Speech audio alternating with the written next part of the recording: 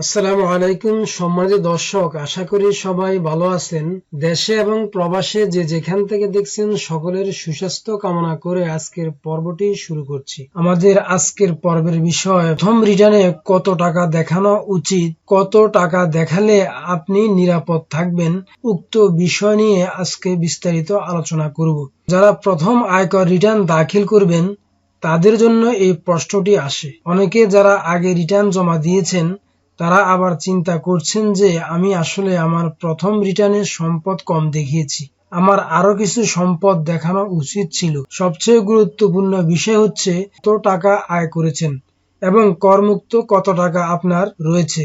আপনারা অধিকাংশ লোকই জানবেন যে প্রথম রিটার্নে আমরা লাস্ট ইয়ারে যে সম্পদ দেখাই সেটিকে আমরা জিরো রাখি এবং সেখানে প্রয়োজনে আমরা নোট দিয়ে দিই নিউ এসএসসি। এবছর প্রথম রিটার্ন, তাই আমি গত বছর 0 টাকা দেখিয়েছি। আমার মোট ইনকাম 100 টাকা এবং আমি খরচ দেখিয়েছি 20 টাকা, তাহলে আমার এখানে মোট ইনকাম হচ্ছে 120 টাকা। তাহলে আমি কিভাবে এই 120 টাকা ইনকাম করেছি এবং আমার সোর্স অফ ইনকামটা আমাকে এখানে দেখাতে হবে। পরবর্তীতে এবছর এসে আমি ইনকাম করেছি আরো 50 টাকা, তাহলে আমার কি করতে হবে, 120 টাকা থেকে 50 টাকা বিয়োগ করার পর থাকে 70 টাকা। এখন আমাকে এই 70 টাকায় আমাকে যৌক্তিকভাবে দেখাতে হবে যে এটি করমুক্ত আয় কিনা, এবং করমুক্ত আয় হলে এটি কিভাবে করমুক্ত আয় সেটি আমাকে এখানেই প্রমাণ করতে হবে। এটাই হচ্ছে আমার প্রধান কাজ।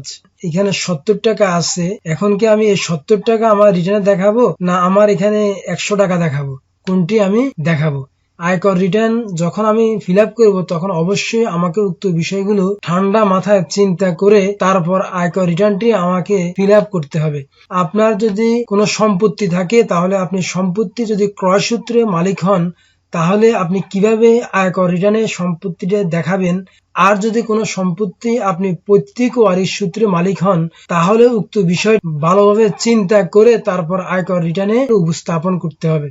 ধরুন আপনি এবছর ইনকাম করেছেন 7 লক্ষ টাকা, এখন আপনার 7 লক্ষ টাকা আয় করার পর আপনার ফ্যামিলি বাবদ খরচ হয়ে গেছে 5 লক্ষ, তাহলে আপনি 2 লক্ষ টাকা কিভাবে আপনার আয়কর রিটার্নে দেখাবেন?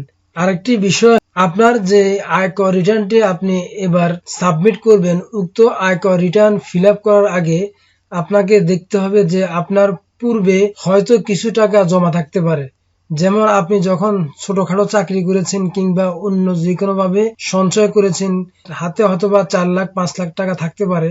কিন্তু আরেকটি বিষয় মাথায় রাখতে হবে, 5 লক্ষ টাকার উপরে যদি আপনি আপনার আয়কর রিটার্নে দেখান তাহলে অবশ্যই আপনাকে ব্যাংক স্টেটমেন্ট সাবমিট করতে হবে। তো সুতরাং এখানে 5 লক্ষ টাকার উপরে যাওয়া যাবে না যে আমার কাছে 5 লক্ষ টাকা হ্যান্ড ক্যাশ আছে, এটা আমার পূর্ববর্তী ইনকাম। আরেকটি বিষয় হচ্ছে যে আপনার হয়তোবা কোনো স্বর্ণ করা থাকতে পারে, থাকলে কতটুকু আছে সেটি আপনাকে দেখাতে হবে। যদি আপনি আয়কর রিটার্নে আপনার কোনো সম্পদ গোপন করেন তাহলে এতে করে আপনারই লস। যেহেতু আপনি প্রথম রিটার্ন জমা দিচ্ছেন তাহলে কি করবেন, আপনার যত সম্পদ যেখানে যা আছে সকল কিছুই আপনি আপনার আয়কর রিটার্নে দেখাবেন। যদি আপনার কৃষি খাতে কোনো আয় থাকে তাহলে কৃষি খাত থেকে যে আয় আসছে উক্ত আয় দেখাবেন। আপনার যদি এফডিআর থাকে, আপনার যদি সঞ্চয়পত্র থাকে, আপনি এখানে দেখাবেন। তাহলে কি হবে, তাহলে পরবর্তী বছর আপনার এই যে টাকাগুলো আপনি এখন গোপন করবেন দেখাবেন না, এই টাকাগুলো কিন্তু পরে ব্ল্যাক মানি হয়ে যাবে।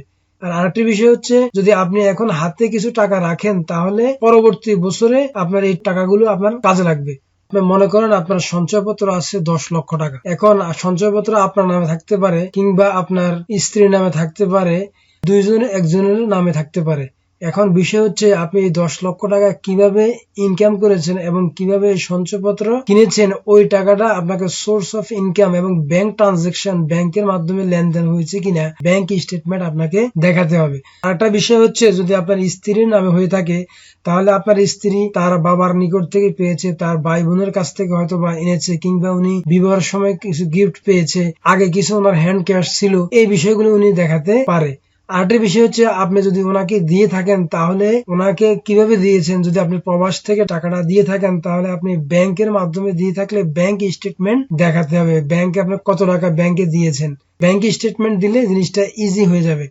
আরেকটা বিষয় হচ্ছে, হয়তোবা আপনার সম্পত্তি আপনি বিক্রি করেছেন, তাহলে আপনি সম্পত্তি বিক্রি করেছেন, সম্পত্তি বিক্রি করে কত টাকা পেয়েছেন উক্ত বিষয়টি আপনি এখানে অ্যাডজাস্ট করতে পারবেন।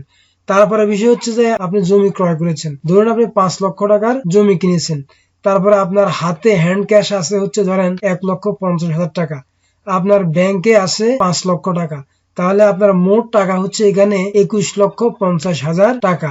আপনার পরিবারের খরচ হচ্ছে কত? 2,50,000 টাকা। এখানে মোট আপনার ইনকাম দেখালেন 21,50,000 টাকা, তারপর আপনার পরিবারের খরচ দেখালেন 2,50,000 টাকা, তাহলে আপনার মোট দাঁড়ালো 24 লক্ষ টাকা। আপনি এই বছর আয় দেখিয়েছেন আপনার ইনকাম হয়েছে 5 লক্ষ টাকা, তাহলে এই 5 লক্ষ টাকা আপনার এই মোট ইনকাম থেকে বাদ যাবে, কারণ আপনি এটা এই বছর ইনকাম করেছেন। তাহলে আপনার থাকে 19 লক্ষ টাকা। এই 19 লক্ষ টাকা আপনাকে আয়কর রিটার্নে দেখাতে হবে। এখানে কয়েকটি খাত আছে, উক্ত খাত যদি আপনি ফলো করেন তাহলে আপনার এই টাকাটি দেখানো আপনার জন্য ইজি হয়ে যাবে। যদি আপনার পূর্ববর্তী সঞ্চয় থাকে, ধরে নিন আপনার পূর্ববর্তী সঞ্চয় ছিল 4 লক্ষ টাকা, এখন এই 4 লক্ষ টাকা আপনি টিউশনি করে কিংবা অন্য কোনো ওয়েতে যেভাবে হোক আপনি ইনকাম করেছেন, এই কারণে আপনার কাছে পূর্বে 4 লক্ষ টাকা ছিল, তাহলে 19 লক্ষ টাকা থেকে 4 লক্ষ টাকা গেলে আপনার আরো 15 লক্ষ টাকা থাকে। 15 লক্ষ টাকা আপনি যে ইনকাম করেছেন, বয়স এবং আপনার ইনকাম দুইটাই কিন্তু সামঞ্জস্য থাকতে হবে। ধরুন আপনার পূর্বে জমা ছিল 4 লক্ষ টাকা, এখন 19 লক্ষ টাকা থেকে 4 লক্ষ গেলে আর থাকে 15 লক্ষ টাকা। ধরুন আপনি 3 বছর চাকরি করেছেন, 3 বছরে 15/3 দিলে প্রতি বছর 5 লক্ষ টাকা। এখন 5 লক্ষ টাকা হলে আপনার কিন্তু ট্যাক্সেবল ইনকাম হয়, কারণ আপনার একজন পুরুষ করদাতার জন্য ট্যাক্সেবল ইনকাম হচ্ছে 3,50,000 টাকা। এই 5 লক্ষ টাকার উপরে আপনাকে ট্যাক্স দিতে হবে, কর দিতে হবে। এখন এই 5 লক্ষ টাকার উপরে কর না দেয়া থাকলে আয়কর অফিস আপনার এই জিনিসটা দেখার পর আপনার এই ফাইলটিকে অডিটে পাঠাবে এবং পরবর্তীতে আপনাকে ডেকে আপনার এই 5 লক্ষ টাকার যে কর ও জরিমানা সহ আপনাকে দিতে হতে পারে। চাকরির চ্যানেলে আপনি টাকাটি না দেখান, যদি আপনি দেখান যে আপনার হয়তো ভাই আছে বিদেশে, আপনার ভাই আপনাকে দিল বিদেশ থেকে 6 লক্ষ টাকা, 6 লক্ষ টাকা যদি দেয় তাহলে অবশ্যই আপনাকে কি করতে হবে, 5 লক্ষ টাকার উপরে গেলে আপনাকে ব্যাংকের মাধ্যমে টাকাটা ট্রান্সফার করতে হবে। আর ব্যাংকের মাধ্যমে ট্রানজাকশন না হলে আপনি তো ডকুমেন্টস পাবেন না। সুতরাং 5 লক্ষ টাকার উপরে ব্যাংকে যে স্টেটমেন্ট থাকবে, ওই ব্যাংক স্টেটমেন্ট আপনি শো করতে পারবেন যে হ্যাঁ আমার এই ব্যাংকের মাধ্যমে 5 লক্ষ টাকার রেমিটেন্স আসছে। রেমিটেন্স কিন্তু সম্পূর্ণ করমুক্ত। তো সুতরাং আপনি এখানে এই সুবিধাটি পাচ্ছেন। আরেকটি বিষয় হচ্ছে, যদি আপনি বিবাহ করে থাকেন, যদি আপনার স্ত্রীর কাছ থেকে টাকা পেয়ে থাকেন, তাহলে উক্ত টাকাটিও আপনি এখানে দেখাতে পারেন। তাহলে কি হবে, আপনার এই যে চাকরি থেকে আয়, এই জিনিসটি আপনাকে আর দেখাতে হবে না।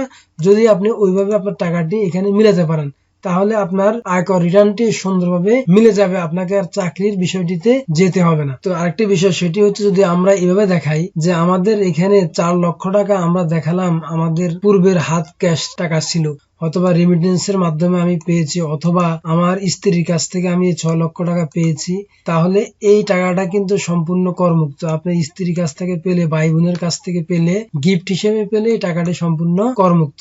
তারপর আরেকটি বিষয় হচ্ছে, যদি আপনার বাবার কাছ থেকে ওয়ারিশ হিসেবে আপনি পেয়ে থাকেন, আপনি পেয়েছেন 9 লক্ষ টাকা, কিন্তু এই 9 লক্ষ টাকার ক্ষেত্রে অবশ্যই আপনার বাবার ইনকাম ট্যাক্স ফাইল থাকতে হবে। তাহলে আপনি দেখাতে পারবেন যে আমার বাবার ফাইলে টাকা ছিল, উক্ত টাকা আমি উত্তরাধিকার সূত্রে ওয়ারিশ হিসেবে আমার বাবার কাছ থেকে 9 লক্ষ টাকা পেয়েছি। তাহলে এটি কি হবে, সম্পূর্ণ ট্যাক্স ফ্রি, আপনার করমুক্ত এই টাকাটি আপনি পেয়ে যাবেন, এবং এতে করে আপনার কোনো সমস্যা আপনি পড়বেন না, সমস্যায় পড়ার কোনো সম্ভাবনা নাই। আরেকটি বিষয় হচ্ছে, বিবাহের সময় অনেক সময় আমরা উপহার পেয়ে থাকি, বিশেষ করে আমরা স্বর্ণ বা গোল্ড উপহার পেয়ে থাকি। তো এখন এই স্বর্ণ গোল্ড আমরা আমাদের ফাইলে দেখাবো। তো দেখালে কি হবে, অদূর ভবিষ্যতে যদি কখনো আমাদের ফাইলে টাকা শর্ট পড়ে, কোনো প্রবলেম হয়, টাকা দরকার হলে আমরা আমাদের গোল্ড সেল করে তখন আমরা আমাদের এই গোল্ডের টাকাটি ওখানে দেখাতে পারবো। তাহলে এভাবে যদি আপনি আপনার আয়কর রিটার্নটি ফিল আপ করেন এবং এইভাবে হিসাবটি দেখান, তাহলে আপনি সম্পূর্ণ নিরাপদ থাকবেন এবং ঝামেলা মুক্ত থাকবেন।